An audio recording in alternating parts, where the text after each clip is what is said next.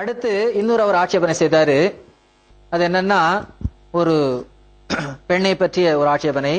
அதாவது ஒரு பெண்ணை இவர் திருமணம் முடிப்பதாக வாக்குறுதி கொடுத்தார், எனக்கு இறைவன் அறிவிப்பு செய்தான் என்றெல்லாம் அதில் குறிப்பிடுகின்றார்.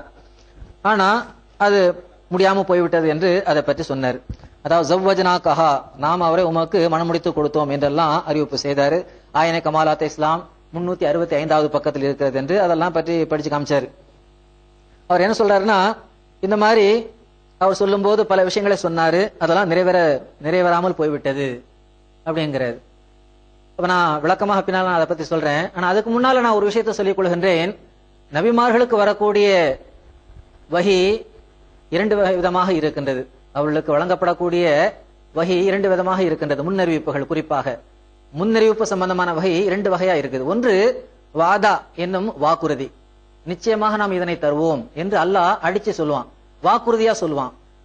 அவ்வாறு வாக்குறுதியா சொல்லும் போது அல்லாஹ் அதனை நிரூபித்தும் காட்டுகின்றான்.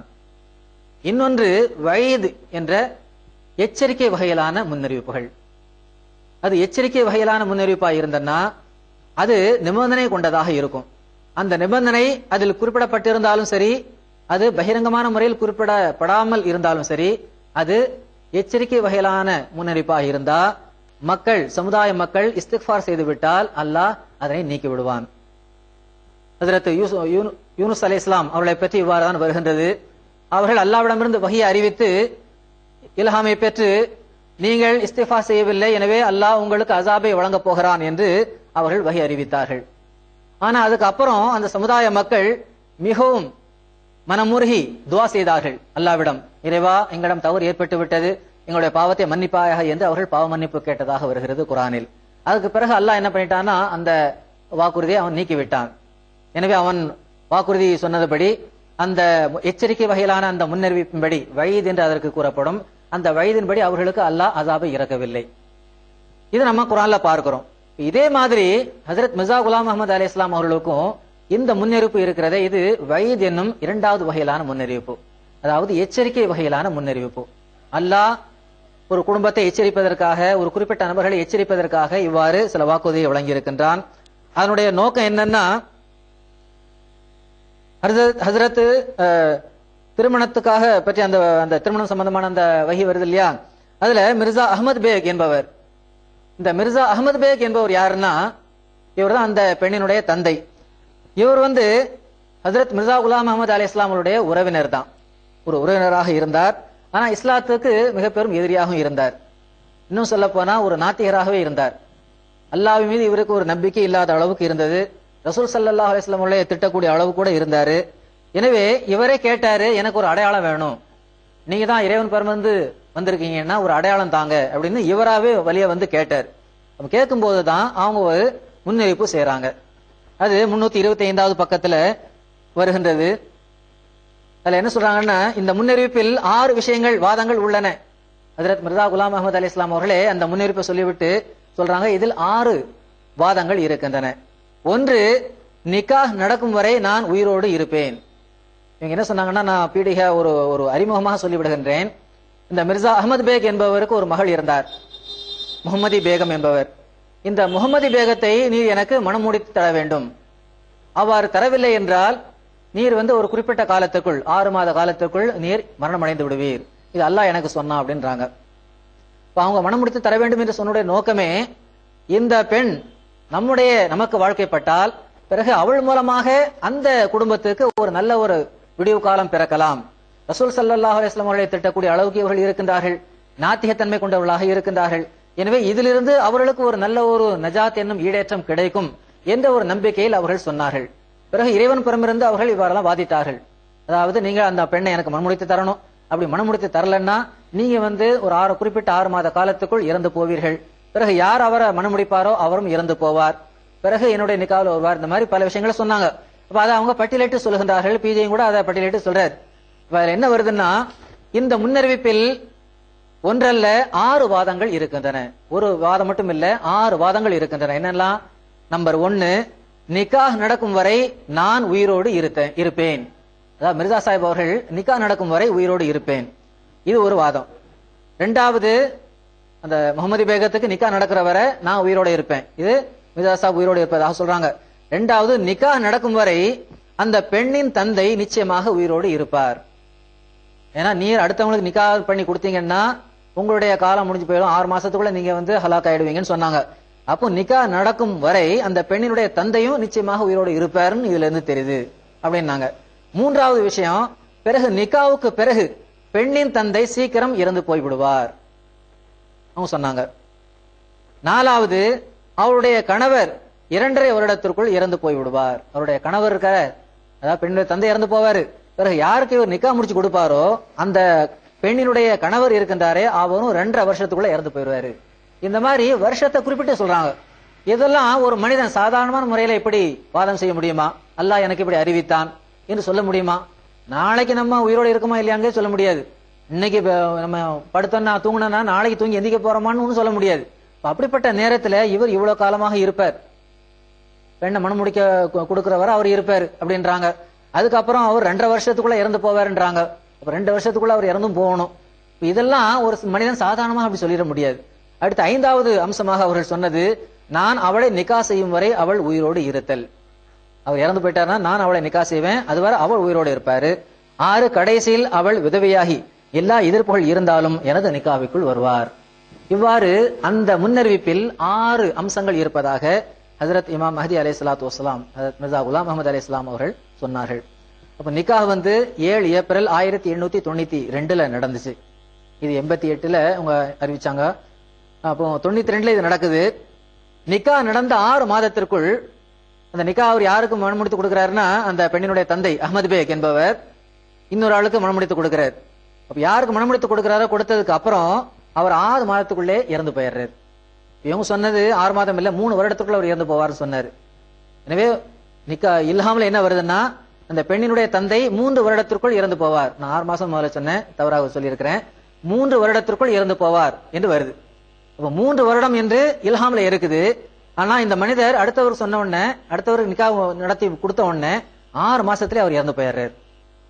30 செப்டம்பர் 1892 அந்த அஹமது பேக் என்பவர் இறந்து போய் விடுகின்றார். 30 செப்டம்பர் 1892 அவர் இறந்து போய் விடுகின்றார். ஏன்னா 7 ஏப்ரல் 1892 தான் இந்த நிக்கா நடக்குது. அப்ப 6 மாசத்துக்குள்ள அவர் இறந்து போயிடுறாரு. இப்ப என்ன வருது, நிக்கா நடக்கும் வரை நான் உயிரோடு இருப்பேன். அது முகமது பேக்கத்துக்கு அப்ப நிக்கா நடக்குது, அதுவரை மிர்சா குலாம் அஹமது உயிரோடு இருக்கிறார். அப்போ அந்த 6 அம்சத்துல ஒரு அம்சம் நிறைவேறி இருக்குது. 2வது, நிக்கா நடக்கும் வரை அந்த பெண்ணின் தந்தை நிச்சயமாக உயிரோடு இருப்பார் அப்படின்னு சொல்றாங்க. அப்ப பெண்ணினுடைய தந்தை இன்னொரு ஆளுக்கு நிக்கா முடிச்சு கொடுக்கிறார், அதுவரை அவர் உயிரோட இருக்கிறார். இருந்த பிறகு 2வது அம்சம் நிறைவேறிய பிறகுதான் பிறகு அவர் நிக்காவுக்கு பிறகு அந்த பெண்ணின் தந்தை சீக்கிரம் இறந்து போவார். இது 3வது விஷயமா சொல்றாங்க. அப்ப நிக்கா நடத்தி கொடுப்பாரு, இன்னொரு ஆளுக்கு தான் கொடுப்பாரு அப்படிங்கிறதும் தெரியுது. 3வது அப்படி கொடுத்த பிறகு அந்த பெண்ணினுடைய தந்தை சீக்கிரம் இறந்து போவார், 3 வருஷத்துல இறந்து போவார் சொல்றாங்க. ஆனா இவரும் 6 மாசத்துக்குள்ள இறந்து போயிடுறாரு, 3 வருஷத்துக்குள்ளதான். இப்ப 6 மாசத்துல இறந்து போயிடுறாரு. அப்போ இந்த முன்னறிவிப்புல சொல்லப்பட்ட 6 விஷயத்துல 3 விஷயங்கள் முழுக்க முழுக்க அப்படியே நிறைவேறி விடுகின்றது. அதுக்கு அடுத்து 3 விஷயம் இருக்கு. அது என்ன, அவருடைய கணவர் 2.5 வருஷத்திற்குள் இறந்து போவார். இப்ப இங்கதான் எதிரிகள் ஆட்சேபனை செய்கின்றார்கள். அந்த முகமது பேகத்தை நிக்கா செய்தாரே அவருடைய கணவர், அவர் 2.5 வருஷத்துக்குள்ள இறந்து போனாரா? இறந்து போகலையே, உயிரோட தானே இருந்தாரு அப்படின்னு கேக்குறாங்க. நம்ம கேட்கிற கேள்வி என்னன்னா, இது வயது என்னும் எச்சரிக்கை வகையிலான முன்னறிவிப்பு.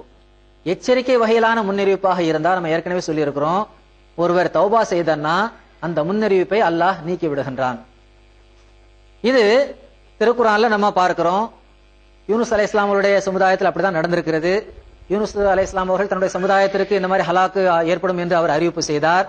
ஆனா பிறகு அந்த மக்கள் தௌபா செய்ததன் காரணமாக அல்லாஹ் அவர்களை மன்னித்து விட்டான், அவர்களுக்கு அந்த அஸாபை இறக்கவில்லை என்று வருகின்றது. எனவே இதிலிருந்து அதே போன்று இவரும், இந்த கணவர் இருக்கின்றாரே, இவரும் இஸ்திக்ஃபார் செய்து விட்டார். அதாவது இப்படி இந்த பிறகு முன்னறிவிப்புக்கு ஏற்ப அந்த பெண்ணினுடைய தந்தை இறந்து போனார். தந்தை அந்த நிக்கா நடந்த 6 மாதத்திற்குள் இறந்து விட்டார். 30 செப்டம்பர் 1892 அந்த அஹமது பேக் என்பவர் இறந்து விட்டார். பிறகு இந்த முன்னறிவிப்பின்படி 2.5 வருடத்தில் பெண்ணினுடைய கணவர் சுல்தான் முகமது இறந்து போக வேண்டும், அப்படி இறந்து போகவில்லையே என்ற ஒரு ஆட்சேபனை வைக்கின்றார்கள். நான் ஏற்கனவே இதற்கு பதில் கூறினேன். முன்னறிவிப்பு 2 விதமா இருக்குது. முன்னறிவிப்புல பொதுவாகவே வயது என்ற முன்னறிவிப்பு இருக்குது, அதாவது எச்சரிக்கை வகையிலான முன்னறிவிப்பு.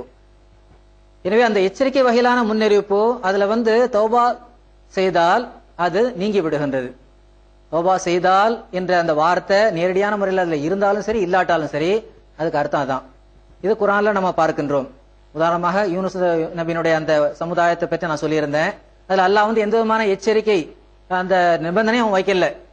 மக்கள் தௌபா செய்தால் நான் இந்த அஸாப நாட்டி விடுவேன், அதை நான் நீக்கி விடுவேன் என்று சொல்லல.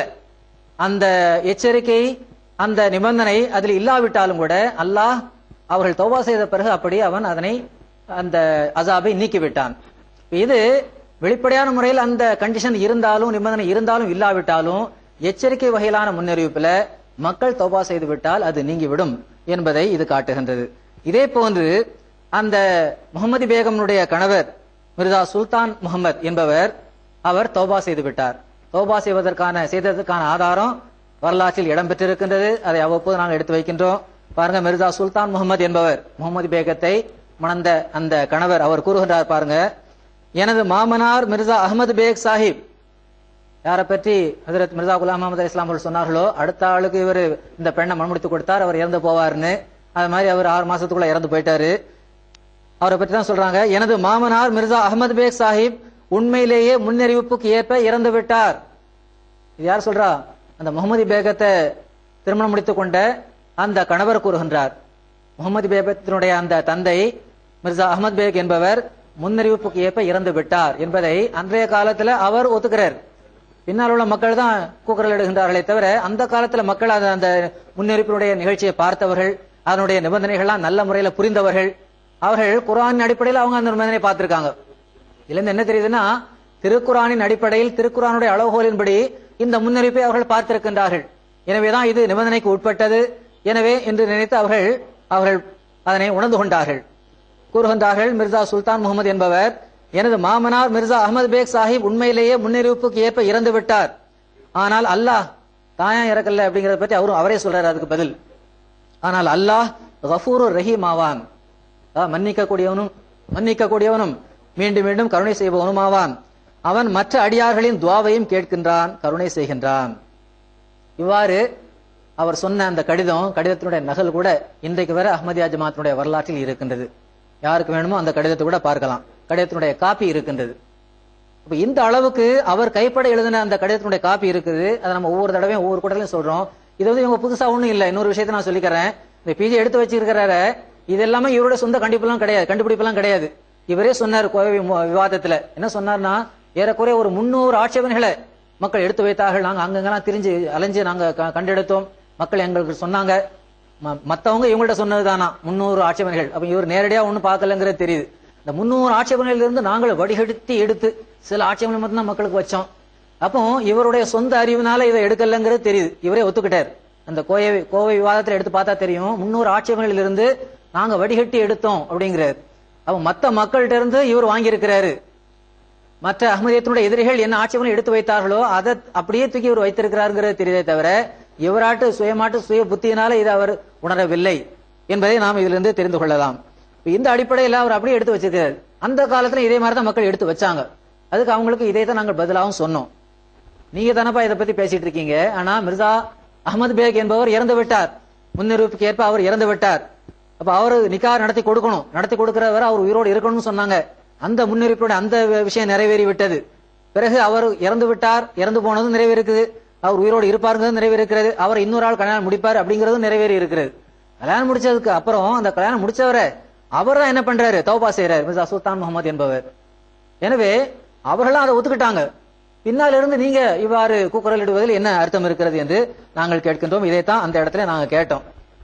இல்ல இன்னொரு வேடிக்கை என்னவென்றால், மிர்சா அஹமது பேகனுடைய குடும்பத்தினர்கள் இருக்காங்களே, இவங்கெல்லாம் இந்த முன்னறிவிப்பு நிறைவேறி விட்டது, இது உண்மைதான் என்பதை அவர்கள் ஒப்புக்கொண்டிருக்கின்றார்கள்.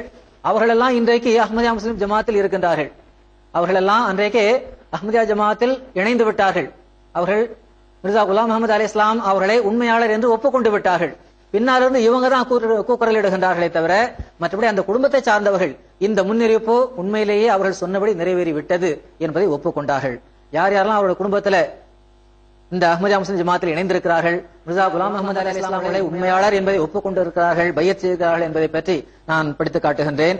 ஏறக்குறைய ஒரு 10 பேர் இருக்கின்றார்கள். ஒன்று மிர்சா அஹமது பேகனுடைய மனைவி அவர் பையத் செய்து விட்டார்.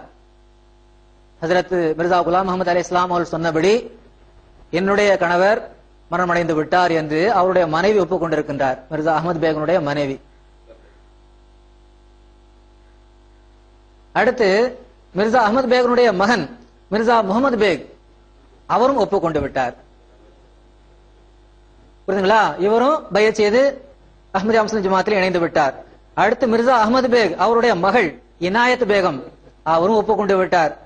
மூன்றாவது மிர்சா அஹமது பேகனுடைய மகள் சர்தார் பேகம் இவரும் ஒப்புக்கொண்டார். இவரெல்லாம் அன்றைய காலத்தில் இருந்தவர்கள், அன்றைய காலத்தில் இருந்தாங்க. மிர்சா குலாம் அஹமது அலி இஸ்லாம் அவர்கள் முன்னிருப்பு வெளியிடும் போது அதை பார்த்தாங்க. அந்த முன்னிருப்புக்கு ஏற்ப தன்னுடைய தந்தை இறந்து விட்டார் என்பதெல்லாம் புரிஞ்சாங்க. புரிஞ்சதுக்கு அப்புறம் தான் இவங்கெல்லாம் இவர் உண்மையாளர் என்பதை உணர்ந்து அவர் பையத் செய்திருக்கின்றார்கள், சும்மா இல்ல. அடுத்து ஐந்தாவது மிர்சா அஹமது பேகனுடைய மருமகன் மிர்சா முகமது அஹசன் பேக் இவரும் அஹமதியாகி விட்டார், அஹமதியா முஸ்லிம் ஜமாத்தில் இணைந்து விட்டார். ஆறாவது நபராக மிர்சா அஹமது பேக் சாஹிபினுடைய பேரன் மிர்சா மஹமூத் பேக் இவரும் அஹமதியாகி விட்டார், அஹமதியா முஸ்லிம் ஜமாத்தில் இணைந்து விட்டார். ஏழாவதாக மிர்சா நிசாமுத்தீன் மகள் அவரும் அவருடைய மகளும் அஹமதியா ஜமாத்தில் இணைந்து விட்டார். அடுத்து மிர்சா நிசாமுத்தீனுடைய மகன் மிர்சா குல் முகமது அவரும் அஹமதியா முஸ்லிம் ஜமாத்தில் இணைந்து விட்டார். ஒன்பதாவதாக மிர்சா குலாம் காதிர் சாஹிபுடைய மனைவி அவரும் பையத் செய்து விட்டார். பத்தாவதாக மிர்சா அஹமது பேகனுடைய மகள் மஹமூது பேகம் என்பவரும் பையத் செய்து அஹ்மதியா முஸ்லிம் ஜமாத்தில் இணைந்து விட்டார். ஆக இந்த 10 பேர் அன்றைய காலத்துல இந்த முன்னறிவிப்பு நடக்கும் போது அந்த முன்னறிவிப்புக்கு ஏற்ப இந்த மிர்சா அஹமது பேக் என்பவர் மரணித்து விட்டார் என்பதை உணர்ந்த பிறகு இத்தனை பேரும் பையத் செய்திருக்கிறாங்க. பின்னாலிருந்து இந்த மக்கள் தான் முன்னறிவிப்பு நிறைவேறவில்லை என்று இவர்கள் சொல்லி இருக்கின்றார்கள். இப்படிப்பட்டவர்களை பற்றி தான் மிர்சா குலாம் அஹமது அலி இஸ்லாத்து வஸ்லாம் அவர்களுக்கு ஒரு இல்ஹாம் கூட இறங்குச்சு. யமூத்து வ யப்கா மின்ஹு கிலாபுன் முத்தஅத்திதா, அதாவது ஒருவர் மரணிப்பார், வ யப்கா மின்ஹு கிலாபுன் முத்தஅத்திதா, அதற்கு பிறகு குறைக்கின்ற நாய்கள் மட்டுமே எஞ்சி இருக்கும். இது ஒரு இல்ஹாம் அவர்களுக்கு இறங்கிய இல்ஹாம், மிர்சா குலாம் அஹமது அலி இஸ்லாம் அவர்களுக்கு இறங்கிய இல்ஹாம். அப்ப ஒருவர் இறந்தார், அவரை ஒட்டி அந்த மரணத்தை வைத்துவிட்டு அந்த மரணத்தை பற்றி பார்க்காமல் மக்கள் அதன் மூலமாக குறைத்துக் கொண்டிருப்பார்கள் என்ற இல்ஹாம் இறங்கி இருக்கின்றது. இந்த அடிப்படையில் தான் அஹ்மதியத்தினுடைய எதிரிகள், மிர்சா குலாம் அஹமது அலி இஸ்லாமுடைய எதிரிகள், பிஜே போன்றவர்கள் இந்த நிறைவேறிவிட்ட இத்தனை விஷயங்கள் எல்லாம் பார்க்காமல் அந்த முன்னறிப்பில் உள்ள 6 விஷயங்களில் 3 விஷயம் நிறைவேறிவிட்டதே அதை பார்க்கவில்லை. 3 விஷயம் அப்ப நிறைவேறி இருக்கிறதே, அப்ப அவர் சொன்ன மாதிரி நிறைவேறி இருக்கிறதே. ஒரு பொய்யருக்கு ஒரு பொய்யனுடைய இந்த விஷயம் 3ஐ அல்லாஹ் நிறைவேற்றி காட்டியிருப்பானா, இதெல்லாம் சிந்திக்கிறது இல்ல. அதுக்கப்புறம் நிபந்தனைக்கு உட்பட்ட 3 விஷயத்தை மட்டும் எடுத்து கூறி பாருங்கள் இந்த 3 விஷயம் நிறைவேறவில்லை என்று குறைத்துக் கொண்டிருக்கின்றார்கள். இப்படிப்பட்டவர்களை பற்றி தான் இப்படிப்பட்ட நாய்கள் குறைத்துக் கொண்டிருக்கும் என்று அன்றைய காலத்திலேயே மிர்சா குலாம் அஹமது அலி இஸ்லாம் அவர்களுக்கு வஹி இறைவன் அறிவித்திருந்தான். எனவே இன்றும் நாங்கள் கூறுகின்றோம், முன்னறிவிப்பு எச்சரிக்கை வகையிலான முன்னறிவிப்பு. அந்த முன்னறிவிப்பில் ஹஜரத் மிர்சா குலாம் அஹமது அலி இஸ்லாம் அவர்கள் சொன்னதுபடி 6ல 3 விஷயத்தை அல்லாஹ் நிறைவேற்றி காட்டினா, அந்த 3 விஷயம் எவ்வாறு நிறைவேறியது, ஒரு பொய்யருக்கு அல்லாஹ் இந்த அளவுக்கு நிறைவேற்றி காட்டுவானா, இதை நீங்கள் பார்க்கணும். 3 விஷயம் நிறைவேறி இருக்குது. அதுக்கு அப்புறம் உள்ளது ஏற்கனவே அந்த மிர்சா முகமது பேகம் அவரை திருமணம் முடித்தவர், அவர் என்ன செய்யறாருன்னா தௌபா செய்கின்றார். தௌபா செய்வதற்கான ஆதாரம் இருக்கிறது. இந்த அடிப்படையில் அல்லாஹ் அதற்கு பிறகு அந்த நிபந்தனை உட்பட்டதன் காரணமாக அவரை அந்த நிபந்தனையுடைய அந்த விஷயங்களை அல்லாஹ் அதனை நிறைவேற்றி காட்டவில்லை. காரணம் அவர் தௌபா செய்து விட்டார். தௌபாக்கு அப்புறம் அல்லாஹ் நினைச்சன்னா இஸ்திஃபார் செய்தன்னா அவன் மக்களை மன்னிக்க கூடியவன், ஏனென்றால் அவன் கஃபூர் ரஹீமாக இருக்கிறான் என்று அந்த முகமது பேகத்தை திருமணம் முடித்தவரை அவர் கூறுகின்றார். மிர்சா சாஹிப் அவர்கள் மீது அவருக்கு ரொம்ப நல்ல அபிப்பிராயம் இருந்தது. எனவே அல்லாஹ் கஃபூர் ரஹீமாக இருக்கின்றான். எனவே அவர் மீது நான் நல்ல நம்பிக்கை வைத்திருக்கின்றேன். ஆனா என்னுடைய மாமனாரு மிர்சா அஹமது பேக் அவர் உண்மையிலேயே முன்னிருப்புக்கு ஏற்ற முறையில் அவர் மரணம் அடைந்து விட்டார் என்றெல்லாம் அவர் அன்னைக்கு ஒத்துருக்கிறார். எனவே மக்கள் இவர்களெல்லாம் அன்னைக்கு ஒத்துக்காம இவர்கள் பேசிக்கொண்டு திரிகின்றார்கள் என்றால் இவர்கள் உண்மையை மறக்கடிக்கின்றார்கள். முன்னறிவிப்பில் உள்ள 3 விஷயங்களை மறுக்கின்றார்கள், மறக்கடிப்பு செய்கின்ற இருட்டடிப்பு செய்கின்றார்கள். மற்ற 3 விஷயத்தை மட்டும், இவர்களுக்கு புரியாத விஷயத்தை மட்டும் எடுத்துக் கூறுகின்றார்கள். அப்படி எடுத்துக் கூறுவது என்பது நிபந்தனைக்கு உட்பட்ட விஷயம். இது ஹஜரத் யூனுஸ் அலைஹிஸ்ஸலாம் அவர்களுக்கு ஏற்பட்ட அதே நிலைதான். மக்கள் எவ்வாறு தௌபா செய்தார்களோ இஸ்திஃபார் செய்கின்ற நேரத்தில் அல்லாஹ் அவர்களை மன்னித்து விடுகின்றான். ஏனென்றால் ஒரு சமுதாயம் இஸ்திஃபார் செய்கின்ற நிலையில் அல்லாஹ் அவளை தண்டிப்பதில்லை என்று திருக்குர்ஆனில் அல்லாஹ் ஒரு வசனத்தை இறக்கி இருக்கின்றான். சூரா அன்ஃபால்ல 2வது ருக்குல வருது பாருங்க, வமா கான அல்லாஹு முஅஸிபஹும் வஹும் யஸ்தக்ஃபிரூன். அதாவது அல்லாஹ் அவர்களை ஒருபோதும் அசாபை அவர்களுக்கு வழங்குவதில்லை. எப்போது வஹும் யஸ்தக்ஃபிரூன், அவர்கள் இஸ்திக்ஃபார் செய்கின்ற நிலையில். ஒரு சமுதாயம், ஒரு மக்கள் இஸ்திக்ஃபார் செய்து கொண்டிருந்தால், பாவ மன்னிப்பு தேடிக் கொண்டிருந்தால், அவ்வாறு பாவ மன்னிப்பு தேடிக் கொண்டிருக்கும் நிலையில் அல்லாஹ் அவர்களுக்கு தண்டனை வழங்குவதில்லை, அசாபை வழங்குவதில்லை என்று அல்லாஹ் சூரா அன்ஃபால்ல சொல்றான். எனவே இந்த ஆயத்தின் அடிப்படையிலும் ஒரு சமுதாயமானாலும் சரி, அல்லது ஒரு குறிப்பிட்ட குடும்பத்தினரானாலும் சரி, அல்லது ஒரு தனி நபரானாலும் சரி, அவர்கள் இஸ்திக்ஃபார் செய்கின்றார்கள் என்றால் எச்சரிக்கை வகையிலான முன்னறிவிப்பை அல்லாஹ் அவன் ஒத்தி போட்டு விடுகின்றான், அதனை நிறைவேற்றுவதில்லை. அது அல்லாஹ்வுடைய கஃபூர் ரஹீம் என்ற முறையில், அவன் மன்னிக்கக்கூடியவன் என்ற முறையில் இது சகஜமாக நடக்கக்கூடிய ஒன்றுதான். இந்த அடிப்படையில் தான் ஹஜ்ரத் மிர்சா குலாம் முஹம்மது அலைஹிஸ்ஸலாம் அவர்கள் மிர்சா முஹம்மது பேகம் அவர்களை பற்றி சொன்ன விஷயத்திலும், அவருடைய கணவர் மரணம் அடையாதிருப்பதற்கு காரணம் அந்த கணவர் அவர் இஸ்திக்ஃபார் செய்து விட்டார். எனவே அவர் இஸ்திக்ஃபார் செய்து விட்டால் பிறகு அந்த கணவர் மரணிக்க வேண்டிய தேவையில்லை.